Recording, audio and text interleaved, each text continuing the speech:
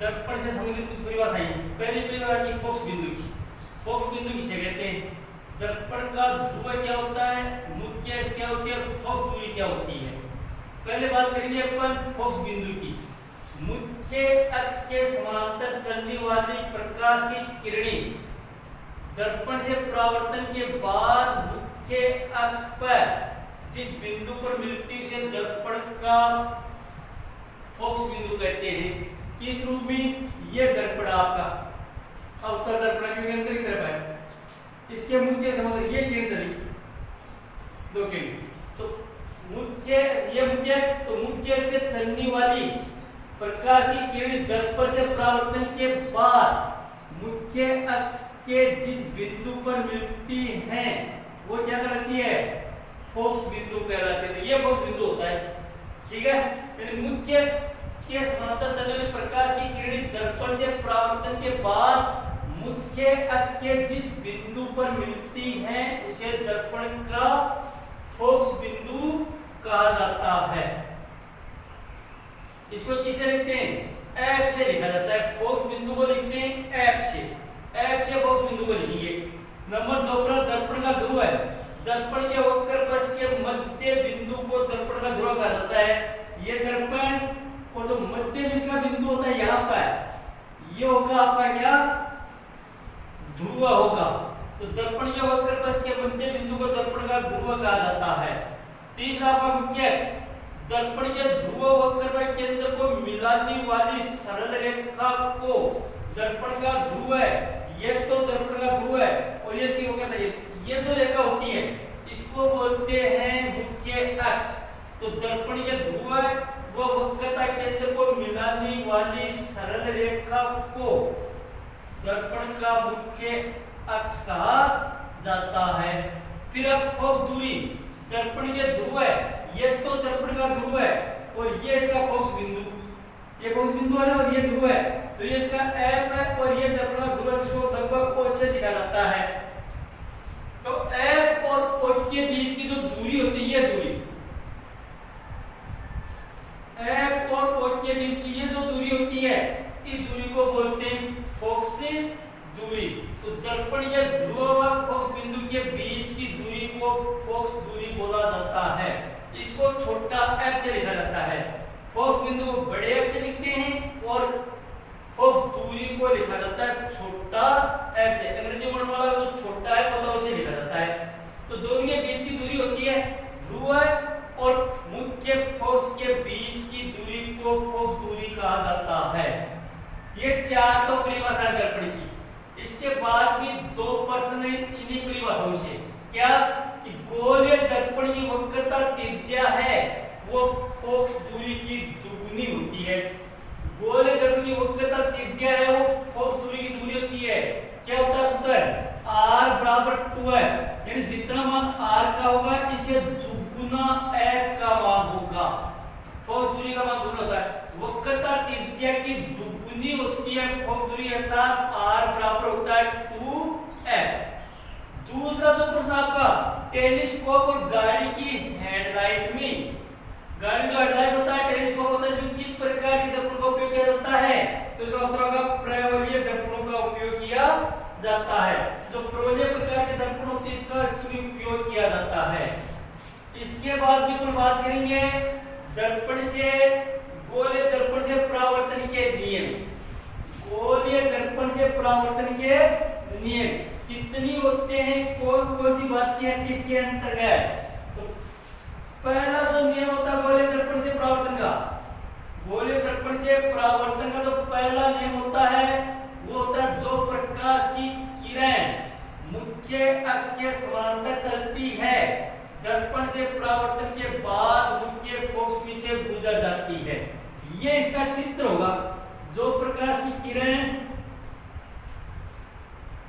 जो प्रकाश की किरण मुख्य अक्ष के समांतर चलती है, मुख्य अक्ष के समांतर चलती है दर्पण से परावर्तन के बाद मुख्य फोकस में से गुजर जाती है। ये तो पहला नियम। चित्र क्या हुआ इसका, कैसे दिखाएंगे चित्र में पर, ये दर्पण अवतल, ये इसकी मुख्य अक्ष, ये इसका ध्रुव और ये इसका मुख्य फोकस। बात है जो प्रकाश की मुख्य अक्ष से समांतर चलती है, ये मुख्य अक्ष से समांतर आ रही है, ये मुख्य अक्ष है समांतर, तो दर्पण से परावर्तन के बाद ये यहाँ पर आई, परावर्तन के बाद मुख्य फोकस में से गुजर जाती है। ये यहाँ से चली तो परावर्तन के बाद मुख्य फोकस में से गुजर जाती है। तो ये तो पहला नियम। चित्र में देख लो कि जो प्रकाश की मुख्य अक्ष से समांतर चलती है, ये मुख्य अक्ष है और F के बीच में ये मुख्य अक्ष, तो जो प्रकाश की मुख्य अक्ष से समांतर चलती है, दर्पण से परावर्तन के बाद यही दर्पण से टकराई, परावर्तन के बाद मुख्य फोकस में से गुजर गई। ये तो पहला नियम है। दूसरा जो नियम आपका, दूसरा नियम है जो प्रकाश की किरण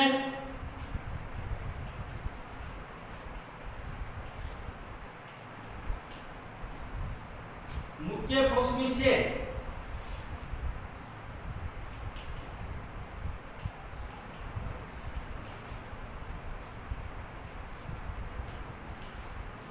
फोकस में से गुजरती है, दर्पण से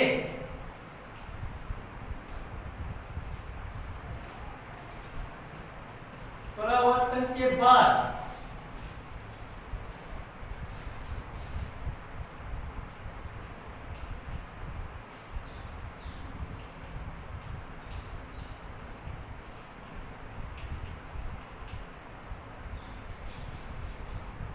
जो प्रकाश की मुख्य फोकस से गुजरती है, दर्पण से परावर्तन के बाद मुख्य अक्ष के समांतर हो जाती है। चित्र में कैसे दिखाएंगे, इस रूप में दिखाएंगे। ये मुख्य अक्ष है, ये फोकस है, तो बात क्या आई कि जो प्रकाश की मुख्य फोकस में से गुजरती है, ये कैसे आएगी, मुख्य फोकस में से गुजरेगी और मुख्य अक्ष के समांतर हो जाएगी। ये किरण आई मुख्य फोकस में गुजरी, मुख्य अक्ष के समांतर हो गई। ठीक है, इस रूप में चित्र बनेगा इसका। तीसरा जो नियम होता है कि जो प्रकाश की किरण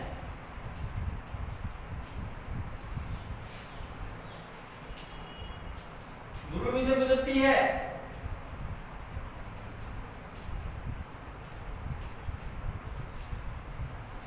बिना विचलित हुए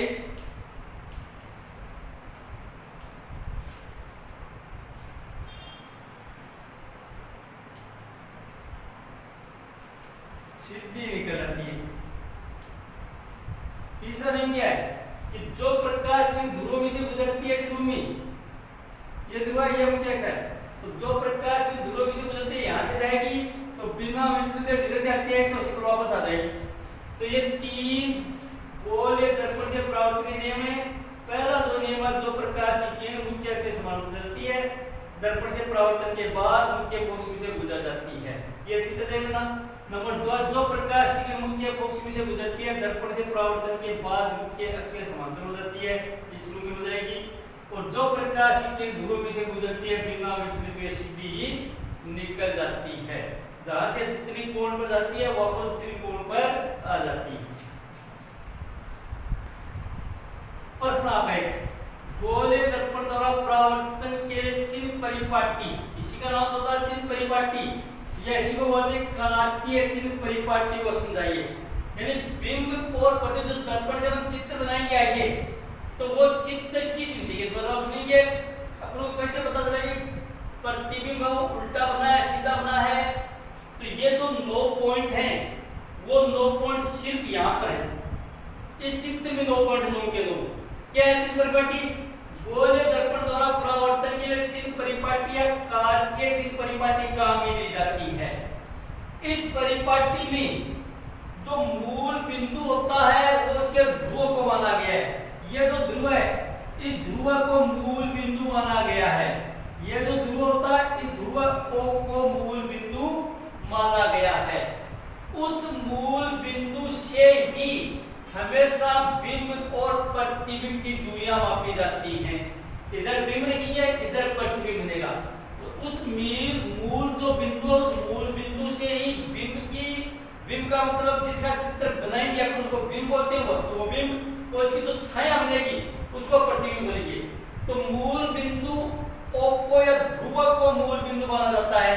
इसके बाद में जो निर्देशांक पद्धति होती है x और y गणित में जो ग्राफ बनाते हैं तो मूल बिंदु बनाते हैं ना, ये लिखते हैं ये x अक्ष से और ये y y ये सब मूल बिंदु वो मानते हैं, मूल बिंदु बनाते हैं। तो वो की वो पद्धति जो निर्देशांक पद्धति होती है वो की वो पद्धति यहाँ पर काम में ली जाती है। मूल जो बिंदु है, मूल जो निर्देशांक बिंदु है वो ध्रुव मान लिया, इसके बाद में x x और y y को मान लिया, x y और x को मान लेते हैं। कैसे लिखते हैं, किस प्रकार पद्धति काम में ली जाती है? पहला जो बिंदु होता है इस पद्धति का वो होता है मुख्य अक्ष के समानांतर सभी दूरियां दर्पण के ध्रुव से मापी जाती हैं। ये जो मूल बिंदु ध्रुव है इस ध्रुव से ही मापी जाती है। इधर तो कितनी दूरी है और इधर कितनी दूरी पर तो बिंब रखा है, कितनी दूरी पर तो बिंब रखा है। अगर 5 सेंटीमीटर यहाँ पर बिंब रखा है तो इसका प्रतिबिंब कहाँ पर बनेगा, इधर प्रतिबिंब की दूरियां दी जाती है। तो मूल जो बिंदु है ध्रुव है उस ध्रुव से ही मुख्य से समानांतर सभी दूरियां दर्पण के ध्रुव से नापी जाती है। यानी मूल जो निर्देशांक बिंदु होता है वो ध्रुव को माना गया है और ध्रुव से ही इसकी दूरियां मापी जाती हैं। दूसरा जो पॉइंट होता है बिंब है वो हमेशा ध्रुव के बाईं ओर रखा जाता है।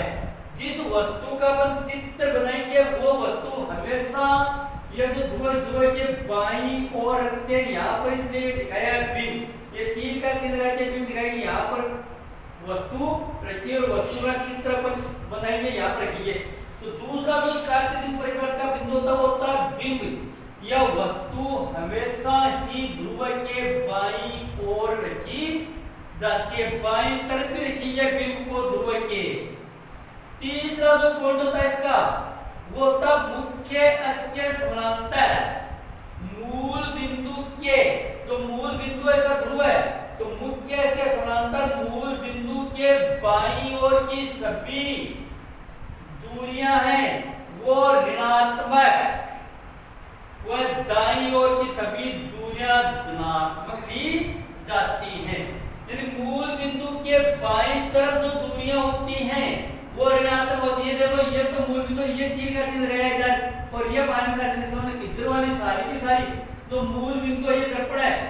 जो मूल बिंदु है उस मूल बिंदु के बाईं तरफ जो भी दूरियां हैं वो सारी की सारी दूरियां ऋणात्मक होगी तथा दाहिनी तरफ जो भी दूरियां होंगी वो सारी की सारी क्या होगी, धनात्मक होगी। इन्हें जब सवाल आएंगे से तो मेरे कर आएंगे सवाल, तो यहाँ पर देखा कि बोलेगा कि एक वस्तु दर्पण के बाईं ओर रखी हुई है, बाईं ओर इसका मतलब इसकी दूरी को किसकी लेंगे अपन, माइनस की लेंगे। देखा नहीं वो देगा संख्या देगा बाईं ओर है या दाईं ओर है।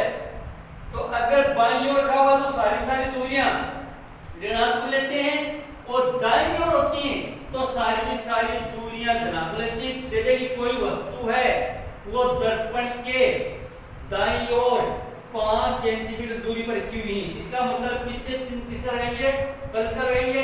अगर यदि कोई बिंब है वो दर्पण के बाईं ओर 10 सेंटीमीटर की दूरी पर रखा हुआ है तो 10 सेंटीमीटर लेके हम पीछे माइनस करके लेंगे, क्योंकि बाईं ओर की दूरियां ऋणात्मक होती हैं और दाईं ओर की दूरियां क्या होती हैं, धनात्मक होती हैं। चौथा जो पॉइंट होगा स्थित परिपाटी का वो होगा मुख्य अक्ष के ऊपर की ओर सभी लंबवत दूरियां धनात्मक व नीचे की ओर की सभी दूरियां ऋणात्मक ली जाती हैं। चित्र में देखो ये चिन्ह लगाया है तीर का ऊपर की तरफ, यहाँ पर कौन सा चिन्ह है, नीचे की तरफ लगाया कौन सा चिन्ह है। इसका मतलब मुख्य अक्ष के ऊपर की तरफ जो भी प्रतिबिंब बनेगा वो धनात्मक बनेगा, नीचे की तरफ बनेगा ऋणात्मक बनेगा। ठीक है, तो मूल बिंदु मुख्य अक्ष के ऊपर की ओर सभी लंब दूरियां धनात्मक तथा नीचे की ओर की सभी दूरियां क्या ली जाती, ऋणात्मक ली जाती। ये रहा प्लस का चिन्ह, ये रहा माइनस का। तो ऊपर की तरफ मुख्य अक्ष के ऊपर की तरफ दूरियां धनात्मक है, नीचे की तरफ की दूरियां क्या है, ऋणात्मक है। अगला जो पॉइंट है वो पॉइंट होगा आपका कि अवतल दर्पण के लिए बिंब की दूरी हमेशा ऋणात्मक तथा फोकस दूरी व वक्रता त्रिज्या है वो भी ऋणात्मक ही होती है। किस दर्पण के लिए? अवतल दर्पण के लिए। दर्पण अगर अवतल है तो इसकी जो बिंब की वस्तु की जो दूरी है वो ऋणात्मक होगी हमेशा, और इसकी फोकस दूरी है वो भी क्या होगी? ऋणात्मक होगी, माइनस में होगी। अगला जो पॉइंट है उत्तल दर्पण का। उत्तल दर्पण में जब प्रतिबिंब दर्पण के बाईं ओर होता है, यानी दर्पण कौन सा है? उत्तल है, और प्रतिबिंब किधर बन गया?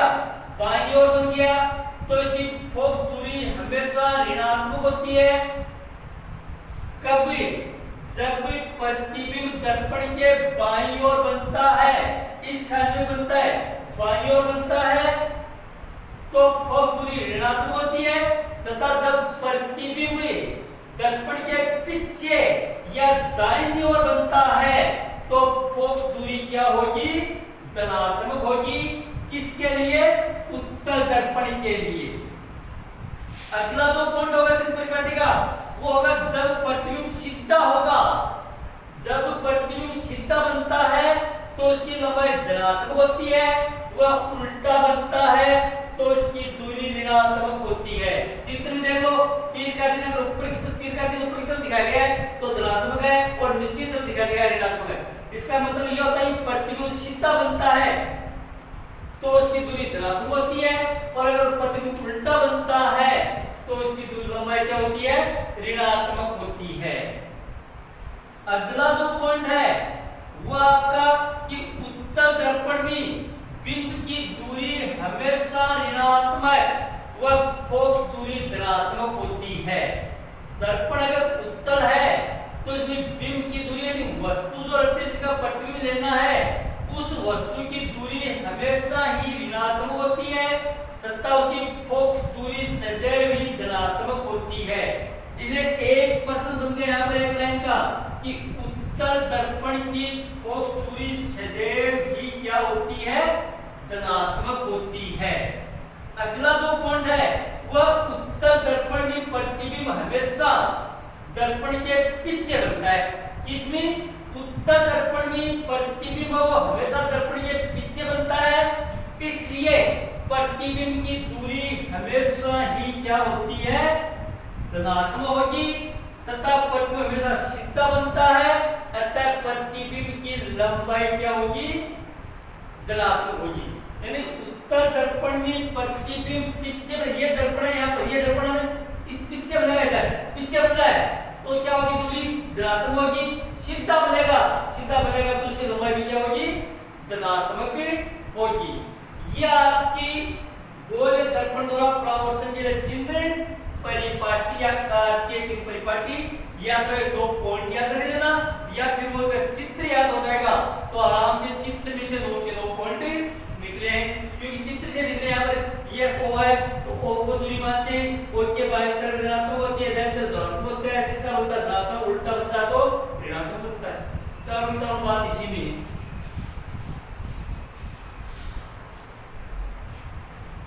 तीन प्रश्न यहाँ पर कौन सा?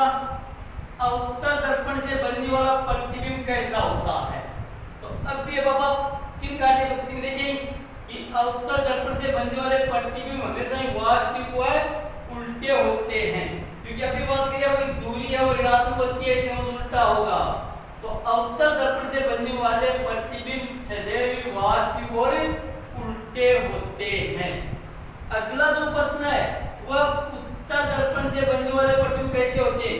उत्तल दर्पण से बनने वाले प्रतिबिंब सदैव ही आभासी व सिद्ध होते हैं, आभासी होंगे और सिद्ध होंगे। फिर अगला जो प्रश्न आता है जिस पर सवाल आएंगे आगे चल करके वो होगा दर्पण सूत्र। क्या है दर्पण का सूत्र?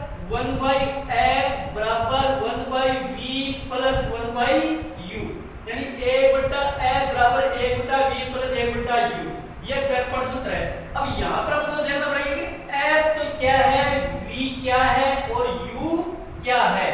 f का मतलब होता है दर्पण की फोकस दूरी, तो जितनी भी फोकस दूरी दी लिखेगी या f का मान होगा यहाँ पर लिखेंगे तो दर्पण की फोकस दूरी होता है f का मतलब। v क्या है? ध्रुव से प्रतिबिंब की दूरी, ध्रुव से वस्तु की जो छाया बनती है उस छाया की दूरी को बोलते हैं क्या, v। तो प्रतिबिंब की दूरी को विक्षे लिखेंगे अपन, और u को क्या लिखेंगे, ध्रुव से बिंब की दूरी, यानी दर्पण के ध्रुव से वस्तु कितनी दूरी पर रखी हुई है इसका मान लिखेंगे अपन किसे, u से लिखेंगे। ठीक है, तो ये दर्पण सूत्र है।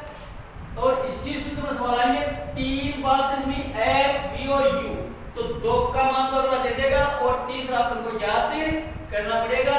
इसका मतलब f का ये, v का ये और u का ये होता है। इसके बाद में आगे अपन बात करेंगे अपवर्तन की।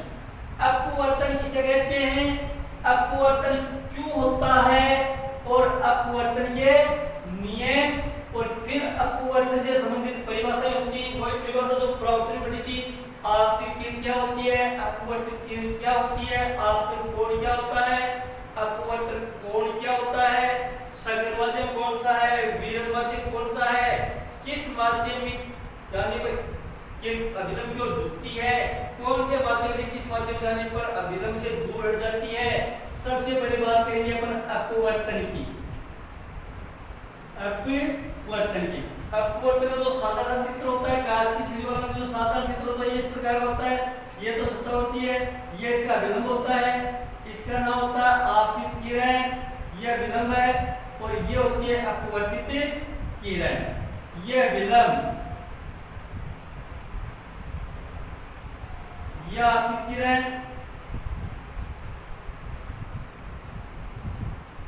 और ये अपवर्तित।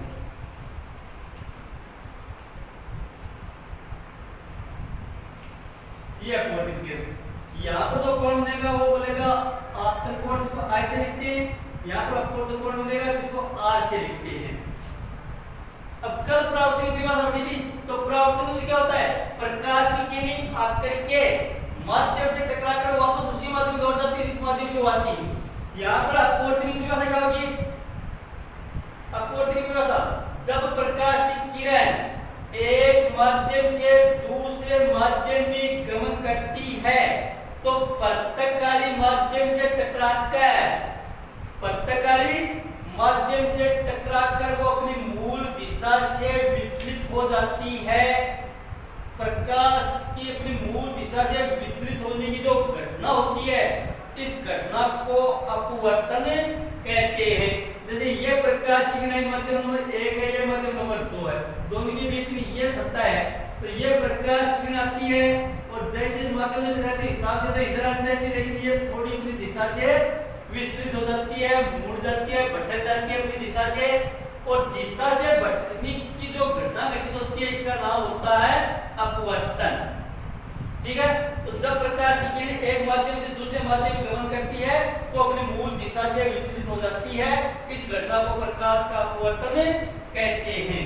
क्यों होता है यह अपवर्तन की घटना, अपवर्तन की घटना घटित क्यों होती है, अपवर्तन की घटना क्यों होती है, क्या कारण है इसके पीछे, क्यों हो जाती है अपनी मूल दिशा से विचलित। तो इसके पीछे कारण यह है कि जब प्रकाश की किरण एक माध्यम से दूसरे माध्यम में गमन करती है तो उसके वेग में अंतर आ जाता है, उसके वेग में अंतर आ जाता है, और वेग में अंतर आने के कारण ही अपवर्तन की घटना घटित होती है। तो इसका प्रश्न का जवाब यह लगाएंगे अपवर्तन क्यों होता है, तो क्यों का मतलब होता है कि प्रकाश की किरण के वेग में परिवर्तन आ जाता है, वेग में परिवर्तन के कारण ही अपवर्तन की घटना घटित होती है। इसके बाद में अगली जो बात आएगी वो आएगी अपवर्तन के नियमों की। अपवर्तन के नियम, अपवर्तन के नियम, कितने नियम होते हैं अपवर्तन के। पहला जो नियम होता है अपवर्तन का वो वही नियम जो परावर्तन में था कि आपतित किरण, अपवर्तित किरण व विलंब तीनों एक ही तल में स्थित होते हैं। यह तो पहला नियम। तीनों के तीनों का तल एक होता है, यहाँ पर आकर आपकी मिलती है, यहाँ पर आकर विलंब मिलता है, यहाँ पर अपवर्तित की मिलती है, तो तीनों का तल एक ही होता है। दूसरा जो नियम होता है अपवर्तन का वो होता है आपतन कोण। ये रहा परिभाषा लिखेंगे अपन, आपतन कोण और अपवर्तन कोण। आपतन कोण और अपवर्तन कोण दोनों का मान समान होता है, अर्थात म्यू बराबर साइन आई बटा साइन आर, यानी दोनों का मान बराबर होता है, दोनों एक निश्चित अनुपात में होते हैं, कौन है साइन आई और साइन आर, तो म्यू बराबर साइन आई बटा साइन आर।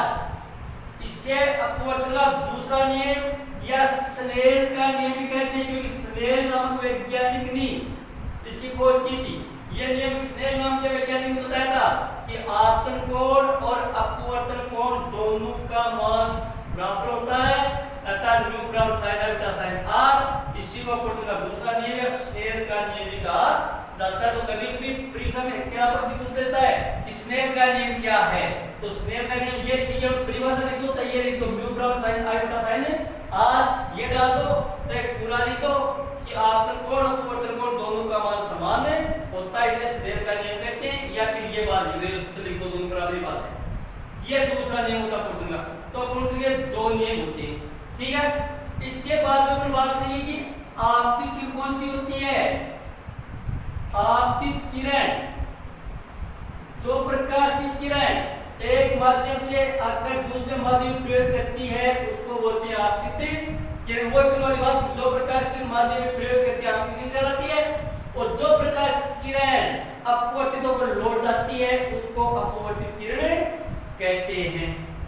अगला जो प्रश्न है आपका वह आपतन कोण किसे कहते हैं, तो वही बात आपतित किरण व अभिलंब दोनों के बीच बनने वाले कोण को आपतन कोण कहा जाता है, और अपवर्तित किरण व अभिलंब दोनों के बीच बनने वाले कोण को अपवर्तन कोण कहा जाता है। यानी अभिलंब के और आपतित किरण के बीच में जो कोण बनता है वो आपतित कोण, और अपवर्तित किरण और अभिलंब दोनों के बीच में जो कोण बनता है वो कौन सा कोण होता है, अपवर्तन कोण होता है। प्रश्न आपके पहला जो प्रश्न है वह निर्वात में प्रकाश का वेग कितना होता है। अपन जवाब लगाएंगे निर्वात में प्रकाश का वेग 3 × 10⁸ मीटर/सेकंड होता है। यह प्रकाश की चाल होती है 3 × 10⁸ मीटर/सेकंड, और ये निर्वात में सबसे ज्यादा होती है। दूसरा जो प्रश्न आपका वह प्रकाश का सर्वाधिक वेग किस माध्यम में होता है, तो हम बता देंगे प्रकाश का सर्वाधिक वेग वो निर्वात में होता है। सबसे ज्यादा वेग प्रकाश का निर्वात में होता है। निर्वात में प्रकाश की चाल कितनी है, 3 × 10⁸ मीटर/सेकंड। तीसरा जो प्रश्न है कि प्रकाश का सबसे कम वेग किसमें होता है, तो हम बताएंगे प्रकाश का सबसे कम वेग ठोस में होता है, और ठोस में भी किसमें, कांच में सबसे कम होता है। सबसे कम ठोस में होता है, ठोस में भी कौन से ठोस में, कांच में सबसे कम होता है। इसके बाद में आगे बात सकल माध्यम दो होते हैं, एक सकल और एक विरल, क्योंकि अपने परिभाषा ये तो है कि एक माध्यम से दूसरे माध्यम में गमन करती है तो प्रत्यक्षकारी तल से टकराती है। तो अपन यूं भी बता सकते हैं कि सकल माध्यम से विरल माध्यम या विरल माध्यम से सकल माध्यम। पर जब प्रकाश की किरण विरल माध्यम से सकल माध्यम में प्रवेश करती है या सकल से विरल माध्यम में प्रवेश करती है तो एक में तो अभिलंब की ओर झुकती है, एक में अभिलंब से दूर हट जाती है। तो अगला जो पढ़ना है वो सकल माध्यम कौन कौन होता है।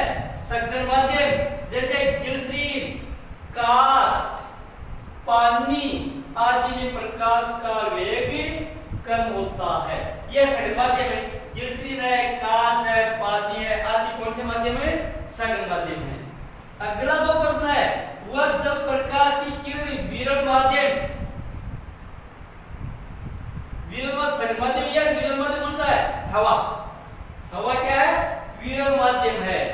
अगला जो प्रश्न है कि जब प्रकाश की किरण विरल माध्यम से सकल माध्यम में, विरल माध्यम यानी हवा से विरल माध्यम से सकल माध्यम जाती है तो वो अभिलंब की ओर झुक जाती है।